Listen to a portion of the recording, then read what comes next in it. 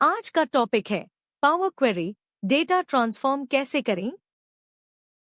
आज की वीडियो में हम सीखेंगे ट्रांसफॉर्मेशंस का मतलब, डेटा टाइप्स बदलो, कॉलम स्प्लिट करो, डिलिमिटर, कॉलम स्प्लिट करो, कैरेक्टर्स, कॉलम्स मर्ज करो, कॉलम्स पाइवोट करो, कॉलम्स अनपिवट करो, कस्टम कॉलम ऐड करो।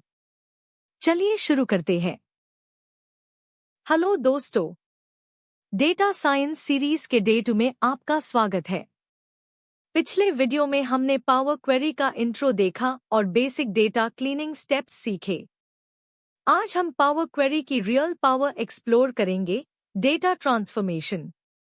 डेटा ट्रांसफॉर्मेशन का मतलब है अपने रॉ डेटा को एक नए स्ट्रक्चर्ड फॉर्मेट में बदलना, जिसे एनालिसिस करना आसान हो। सोच कर देखो, आपके पास एक कॉलम में पूरा एड्रेस है और आपको सिटी और स्टेट अलग चाहिए, या आपके नंबर्स टेक्स्ट फॉर्मेट में है। पावर क्वेरी ये सब में कर सकता है। चलिए पावर क्वेरी एडिटर खोलो और शुरू करते हैं ट्रांसफॉर्मेशन का सफर। डेटा टाइप्स चेंज करना सबसे क्रूशल ट्रांसफॉर्मेशन स्टेप है। अगर पावर क्वेरी ने किसी कॉलम को गलत डेटा टाइप असाइन कर दिया है, तो कैलकुलेशंस में एरर्स आ सकते हैं। कॉलम हेडर के लेफ्ट में छोटा सा आइकन जैसे 123 for number, ABC for text दिखेगा। उस पर क्लिक करो और सही डेटा टाइप चुनो, जैसे whole number, decimal number, text, date या डेट टाइम। ट्रांसफॉर्म तब में भी डेटा टाइप का ऑप्शन मिल जाएगा। एक कॉमन गलती है डेट कॉलम को टेक्स्ट में रहने देना, जिसे डेट कैलकुलेशंस नहीं हो पाते। Always ensure correct data types for accurate results. एक कॉलम को मल्टीपल कॉलम्स में स्प्लिट करना बहुत कॉमन रिक्वायरमेंट है, जैसे फुल नेम से फर्स्ट नेम और लास्ट नेम। कॉलम सिलेक्ट करो, ट्रांसफॉर्म तब में टेक्स्ट कॉलम ग्रुप में स्प्लिट कॉलम पर क्लिक करो। यहाँ बाय डिलिमिटर ऑप्शन चुनो। डिलिमिटर वो कैरेक्टर होता है जो आपके डेटा को अलग करता है, जैसे स्पेस, कॉमा, डैश। आपको चूज करना पड़ेगा कि split left most delimiter, right most delimiter या each occurrence of the delimiter पर हो।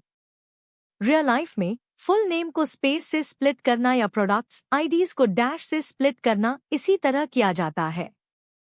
ये आपके डेटा को ग्रैन्युलर बनाता है। कभी कभी डेटा फिक्स्ड विड्थ का होता है, या आपको एक स्पेसिफिक नंबर ऑफ कैरेक्टर्स के बाद स्प्लिट करना होता है, जैसे प्रोडक्टेड रीजन, जिसमें प्रोडक्ट आईडी हमेशा 4 कैरेक्टर्स का होता है। कॉलम सिलेक्ट करो, ट्रांसफॉर्म तब में स्प्लिट कॉलम पार बाय नंबर ऑफ कैरेक्टर्स चुनो। आपको स्पेसिफाई करना होगा कि कितने कैरेक्टर्स पार स्प्लिट करना है, और स्प्लिट हर बार हो या सिर्फ एक बार। फॉर इंस्टेंस, एक प्रोडक्ट कोड से रीजन कोड अलग करना। ये मेथड टैब यूजफुल है जब आपके डेटा में कोई स्पेसिफिक डिलिमिटर नहीं होता, लेकिन पोजीशन फिक्स्ड होती है। एक्यूरेसी के लिए ये मेथड बहुत अच्छा है। मल्टीपल कॉलम्स को कॉम्बाइन करके एक सिंगल कॉलम बनाना मर्ज कॉलम्स कहलाता है। जैसे फर्स्ट नेम और लास्ट नेम को कॉम्बाइन करके फुल नेम बनाना। जो कॉलम्स मर्ज करने हैं, उन्हें कंट्रोल दबाकर सिलेक्ट करो। फिर ट्रांसफॉर्म तब में मर्ज कॉलम्स पर क्लिक करो। आपको एक सेपरेटर चूज करना होगा, जैसे स्पेस, कॉमा या custom separator. New column name भी देना मत भूलना। इसे आप डेटा को कंसाइज बनते हैं और कई बार रिपोर्टिंग के लिए एक सिंगल डिस्क्रिप्टिव कॉलम यूजफुल होता है। एग्जाम्पल में सिटी और स्टेट को कंबाइन करके लोकेशन बना सकते हैं। पिवटिंग कॉलम्स यानी डेटा को टॉल से वाइड फॉर्मेट में बदलना। जब आपके पास एक कॉलम में कैटेगरीज है और दूसरे कॉलम में उनकी वैल्यूज है, और आप हर कैटेगरी को एक अलग कॉलम बनाना चाहते हैं, कॉलम सिलेक्ट करो जिसे आप पाइवोट करना चाहते हो, वैल्यूज वाला कॉलम नहीं। ट्रांसफॉर्म तब में पाइवोट कॉलम पर क्लिक करो। वैल्यू कॉलम में वो कॉलम चुनो जिसमें वैल्यूज है, जैसे सेल्स अमाउंट। और एडवांस्ड ऑप्शंस में डोंट एग्रीगेट चूज करो अगर आपको हर रो की वैल्यू अलग चाहिए। ये बहुत यूजफुल है जब आपको मंथली सेल्स डेटा को कॉलम्स में दिखाना हो। थोड़ा ट्रिकी है, बट प्रैक्टिस से आ जाएगा। अनपिवोटिंग कॉलम्स पिवटिंग का उल्टा है, वाइड से टॉल फॉर्मेट में बदलना। जब आपके पास कई कॉलम्स में वैल्यूज है और आप उन सब को एक सिंगल एट्रीब्यूट कॉलम और एक सिंगल वैल्यू कॉलम में लाना चाहते हैं। जो कॉलम्स अनपिवट करने हैं उन्हें सिलेक्ट करो। ट्रांसफॉर्म तब में अनपिवट कॉलम्स पर क्लिक करो। आप अनपिवट सिलेक्टेड कॉलम्स या अनपिवट अदर कॉलम्स चूज कर सकते हो। ये फाइनेंशियल डेटा या सर्वे रिस्पॉन्सेस को एनालिसिस फ्रेंडली फॉर्मेट में लाने के लिए आइडियल है। एग्जाम्पल में Q1, Q2 को क्वार्टर और सेल्स में बदलना। बहुत पावरफुल टूल है ये। अगर आपको एग्जिस्टिंग कॉलम्स के बेस पर नया कॉलम बनाना है तो ऐड कस्टम कॉलम यूज करें। ऐड कॉलम टैब पर जाओ और कस्टम कॉलम पर क्लिक करो। एक डायलॉग बॉक्स खुलेगा। यहाँ आप एक नया कॉलम नेम डोज और फॉर्मूला लिखोगे, बिल्कुल एक्सेल फॉर्मूलास की तरह, लेकिन पावर क्वेरी की अपनी सिंटैक्स में। For example, total sales is equal to quantity asterisk unit price. Left side में अवेलेबल कॉलम्स लिस्ट से कॉलम नेम्स डबल क्लिक करके ऐड कर सकते हो। ये आपको कॉम्प्लेक्स कैलकुलेशंस और बिजनेस लॉजिक अप्लाई करने की फ्लेक्सिबिलिटी देता है, जो डायरेक्ट सोर्स डेटा में नहीं होती। कंडीशनल कॉलम आपको if then else logic apply करने की सुविधा देता है। जैसे अगर सेल्स 1000 से ज्यादा है तो हाई वरना लो। ऐड कॉलम तब में कंडीशनल कॉलम पर क्लिक करो।